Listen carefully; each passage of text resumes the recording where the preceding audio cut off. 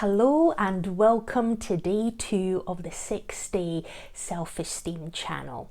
For those of you that took part in day 1, celebrate you turning up to day 2. For any new viewers, today is all about reframing and some practical tips.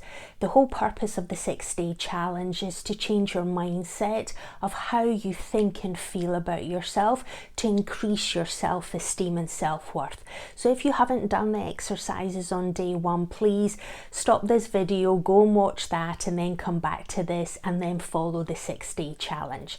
The aspiration through the 6 days is to boost and elevate our self-esteem and our self-worth, that we have a better relationship with ourselves, because the more we like and love ourselves, then the more we can like and love other people and also receive their like, respect and love towards ourselves, because it is this kind of give and take, but you can only receive that which you are willing to accept, and you can only accept what you already believe about yourself. There is a rule of the mind which is all about your mind always does what it thinks you want it to do. So if your mind does not believe that you truly like and love yourself, then it will create evidence, it will create situations which it will prove to yourself that if you don't like yourself, that there will be situations that occur that sort of just magnify that feeling and sensation, which then just validates it, and then it just keeps you in that negative spiral. So today it's all about shifting that from a reframe perspective, and then also the kind of practical tips that I'll supply. So if this is content that is of interest, please stick around. I'm Tania, I'm 52 years old, and it's all about finding that inner love for ourselves and becoming our biggest cheerleader. And yesterday in the exercises, it was all about capturing what are those limiting beliefs that we have about ourselves. What are the things that we either don't like, or things that we don't love about ourselves, or behaviors and traits and things about our self-image, what we want to sort of aspire to become doesn't align with where we are currently. And the simple way to reframe it is whatever you wrote down yesterday, go and re-look at it and then change it into a positive. So if it was, I am not good enough, or I am not smart enough, reframe that to be, I am good enough, I am smart enough.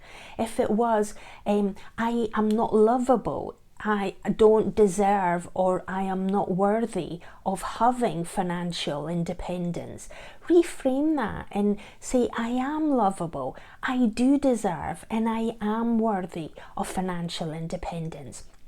If you feel that you don't belong and that you're different from other people, reframe that and say, I do belong. I am uniquely different, but that makes me the same as everybody else, because we're all uniquely different and therefore we're all the same. And the way to sort of embrace this and sort of help that reframe, it's about coming to terms with the fact that if who you are right now and your life circumstances are not meeting what your expectations or what your desires are, the only way for you to change and become the person that has everything that your heart's desire is that you need to become that person that is deserving, that is worthy of having whatever that desired outcome might be.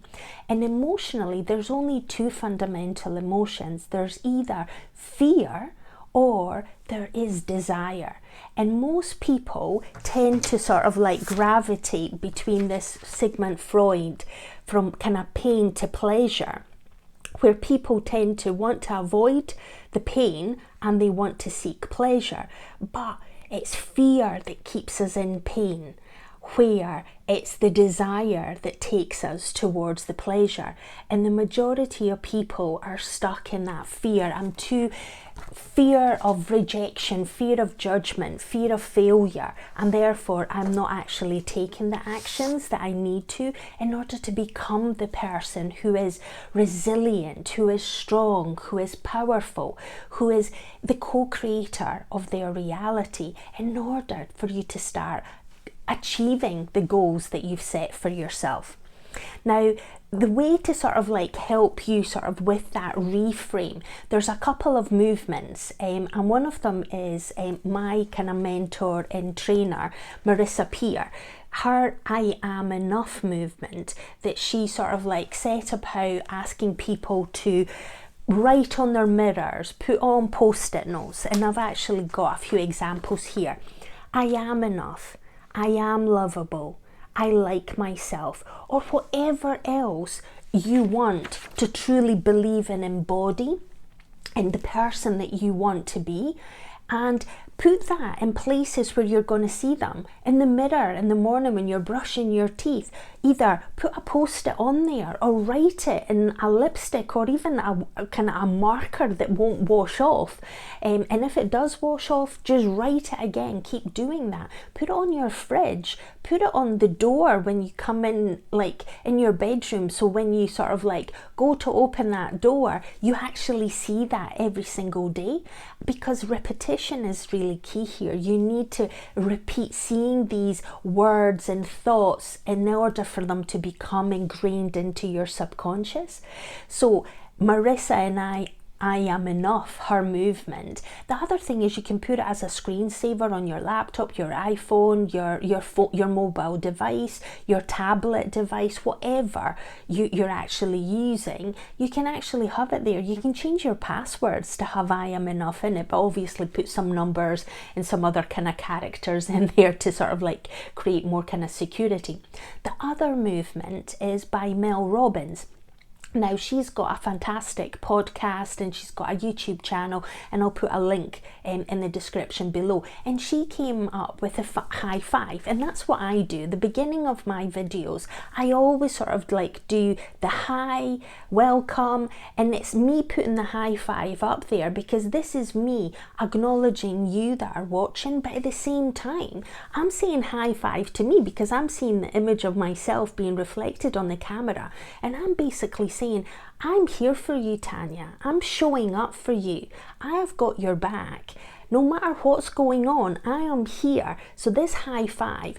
So in sporting activities, and Mel sort of describes that in her kind of YouTube channel really, really well, but in kind of short, it's all about when there's sporting activities and teammates are wanting to sort of like celebrate and acknowledge and sort of like just sort of like pump the energy and change the state, you tend to high five each other. And that motion of sort of like putting your hand up is basically showing respect to the person that, teammate, here I am. Well, you can do that to yourself in the camera. You can do it on your reflection in a mirror, across a window. You can do it anywhere. And that is where you can actually then start including these kind of I am enough. I have got you. I am lovable. I like myself. I love myself. You can start using empowering words that at the beginning might feel I'm faking it. Well, if you fake it enough, then you're going to make it, because this is where your mind, as I said at the beginning, your mind always does what it thinks you want it to do. So if you say to your mind, I am enough, I am lovable, and you repeat that enough times or multiple times, then eventually it will sink in, because repetition will take it from your 7-second short-term memory to your 12-minute long-term memory, and then eventually into your subconscious, and then it will become a belief. So back to yesterday's video where I said we come into this world as perfect babies, and then we learn thoughts, beliefs that are learned It's not that we come into this world believing that we are not enough, that we are not lovable. That is far from the truth. We are actually uninhibited, we are unafraid, and then we learn behaviours, thoughts and patterns that sort of keep us in that fear state, feeling the pain and the suffering, and then being perpetually stuck in that cycle because the fear stops us from taking the action that we need to do. And the action is to do the high five, put the post-it notes up somewhere where you're going to see them, write whatever you want to embody, what traits and what beliefs you want to sort of create within your life to make you become the best version of yourself, and therefore you will take the action that the lovable person will take, the person that is unafraid, that can actually be unstoppable. You will keep pushing forward until you achieve all your goals. And this is where there is a kind of terminology that I was familiar when I started doing self-development 25 years ago, and it is positive mental attitude. And this is where if you think in a positive way, then you set your brain, you're priming your brain to expect good things to happen. Where if you're stuck in that negative loop down and you think that you aren't enough, you aren't smart enough, you don't deserve and you aren't worthy for good things to happen in your life, then what's going to happen?